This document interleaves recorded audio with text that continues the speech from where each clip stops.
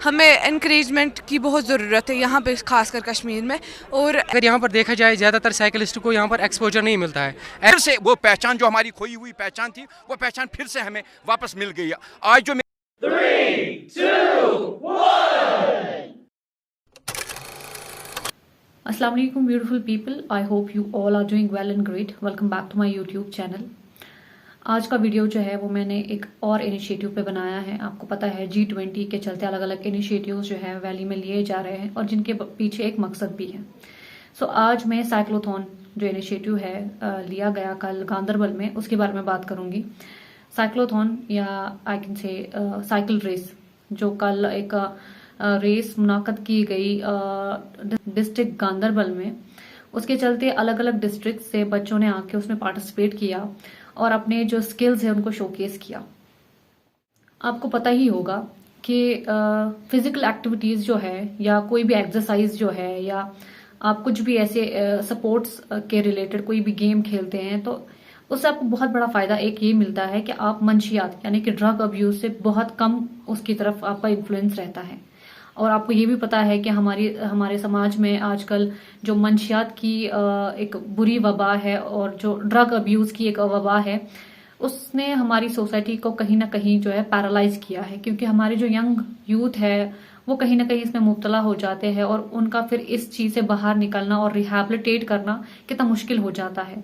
तो G20 के चलते ये जो छोटे छोटे इनिशिएटिव्स और भी लिए जा रहे हैं, इनसे एक ये फायदा मिलेगा कि जो ये मंशियात की लत है इसको हम कम कर सकते हैं और एक अवेयरनेस काइंड ऑफ जो चीज है वो बच्चों में फैला सकते हैं और उनको एनकरेज कर सकते हैं और प्रमोट कर सकते हैं हम फिजिकल एक्टिविटीज को, एक्सरसाइज को, स्पोर्ट्स को, इन स्टीड ऑफ कि हमारे जो बच्चे हैं वो मंशियात में, ड्रग अब्यूज में जो है इन्वॉल्व हो।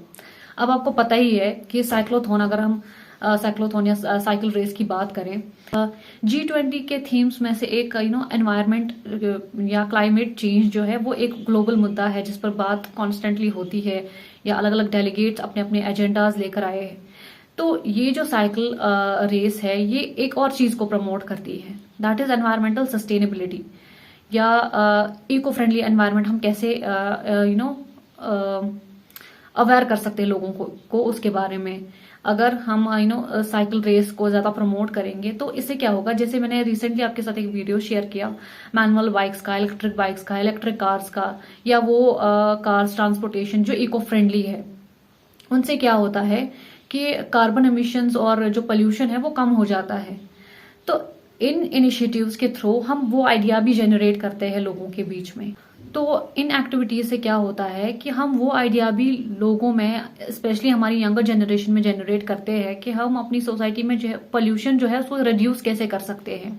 अच्छा, इसके अलावा अगर अलग अलग डिस्ट्रिक्ट्स में, वैली में ये मैनुअल बाइक्स का इनिशिएटिव लिया जाएगा तो इससे एक टूरिज्म में भी जो बूस्ट आएगा, एक रेवेन्यू जो है जनरेट होगा। तो इकोनॉमी रिकवर करना और इकोनॉमी पे को बूस्ट करना वो भी हमारे लिए बहुत इंपॉर्टेंट है, हमारे हर रीजन के लिए। इसके अलावा जो बहुत ही इम्पॉर्टेंट चीज है इन इनिशिएटिव्स के रिलेटेड या इन इनिशिएटिव्स की वजह से क्या प्रभाव पड़ता है हमारी सोसाइटी में, वो सबसे इम्पॉर्टेंट है कि इन इनिशिएटिव्स की वजह से हमारी जो कम्युनिटी एंगेजमेंट है वो प्रमोट हो जाती है। कैसे? जब अलग अलग डिस्ट्रिक्ट से बच्चे आते हैं या आपस में मिलते हैं तो उनमें एक इंटरेक्शन होता है, तो एक बॉन्ड क्रिएट होता है। उससे क्या होगा कि हमारी जो कम्युनिटी स्ट्रेंथ है, जो अंडरस्टैंडिंग है, वो क्रिएट होती है और वो स्ट्रेंथन भी होती है।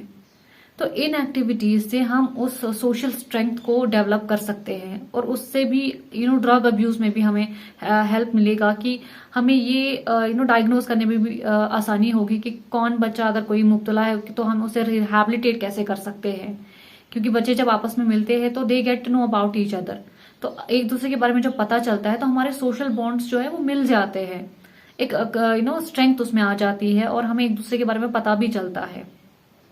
आपको जैसे पता है कि मैं आपके साथ यूट्यूब के थ्रू कनेक्ट हूं, सो आपको भी बहुत सारे जैसे पहले एक पर्सपेक्टिव था किसी चीज को लेकर, अगर मैंने वही टॉपिक डिस्कस किया तो आपका पर्सपेक्टिव जो है उसको एक नई शेप मिली, आपको जो another side of the story है वो भी पता चला।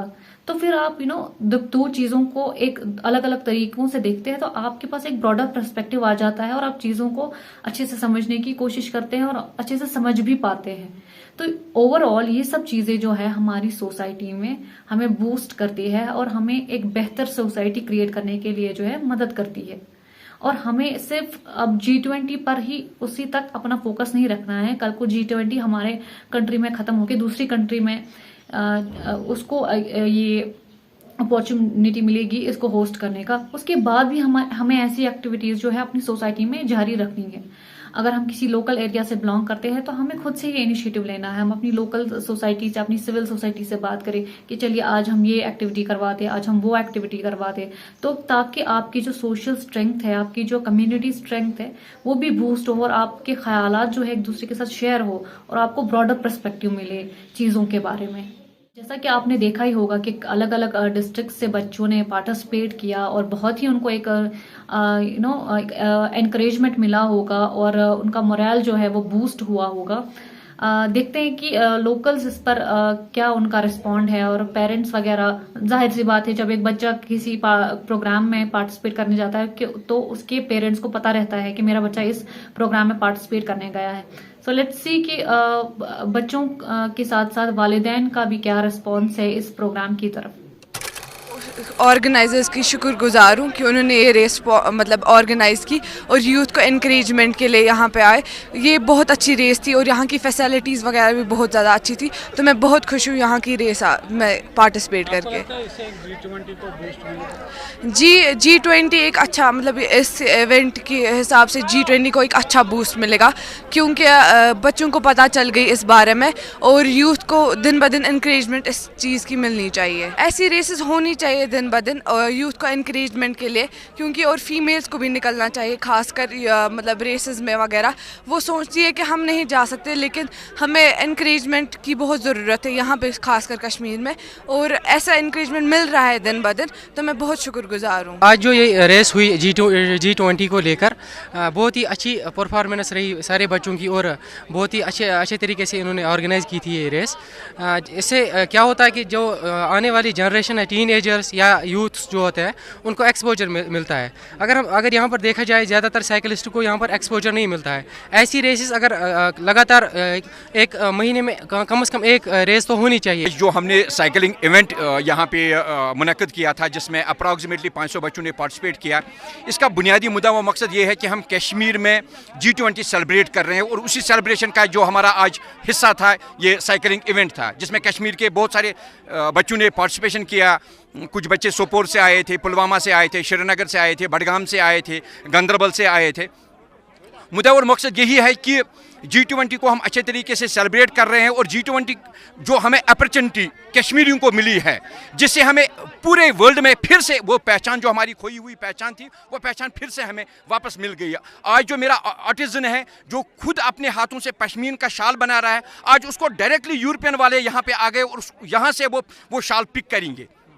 जो मेरा हैंडमेड जितने भी हमारे यहाँ से कश्मीर से प्रोडक्ट बनते हैं, उनकी अब पूरे वर्ल्ड में एक पहचान बन जाएगी। जो हमारा टूरिज़्म है, टूरिज़्म ही हमारी पहचान है। जो कश्मीर का बैकबोन है, इकोनॉमिक बैकबोन है, वो टूरिज़्म है। वो टूरिज़्म फिर से रिवाइवल हो जाएगा, जिसके लिए हम LG एडमिनिस्ट्रेशन और सेंट्रल गवर्नमेंट का तहे दिल से शुक्रिया अदा करते हैं कि उन्होंने G20 टूरिज़्म का पार्ट कश्मीर को चुना और कश्मीर को इसके लिए मुनक्किद किया। और 22 से लेकर 26 तक जो यहाँ पे इवेंट हो रहा है और उससे पहले Y20 जो यहाँ पे हुआ, हम तहे दिल से G20 में जितनी भी कंट्रियों ने पार्टिसिपेट किया हम उनका तहे दिल से शुक्रिया अदा करते हैं। और हमारा ये मानना है कि वो हमारे यहाँ पे टूरिज़्म और पीस एम्बेसडर बन के वहाँ पे चले जाएं और पूरे दुनिया को एक मैसेज दें कि कश्मीर इतना खूबसूरत है, आप आइए और कश्मीर का लुत्फ उठाइए। इन सब वीडियोस को देख के एक काइंड ऑफ एनर्जी आपको मिलती है that something positive is happening around you in your surroundings, even if you are not the part of that, but something good is happening around you, you should be happy for that. Someone has rightly said कि मंजिल तो मिलेगी भटक कर ही सही, गुमराह तो वो है जो घर से निकले ही नहीं। जब आप कोशिश नहीं करेंगे तो तब तक कुछ नहीं होगा। आपको समझ ही नहीं आएगा कि रास्ते क्या है और उन पर चलना कैसे है, और फिर जो रास्ते में मुश्किलें आती हैं उनको टैकल कैसे करना है या उनसे सीख कैसे हासिल करनी है। आई होप वीडियो आपको अच्छा लगा होगा। अगर आप चैनल पे नए हैं, चैनल को सब्सक्राइब करें, शेयर करें, और जितना भी आप मुझे सपोर्ट करते हैं, प्यार देते हैं, उसके लिए बहुत बहुत शुक्रिया। Thank you so much for watching Anika Nazir. Thank you.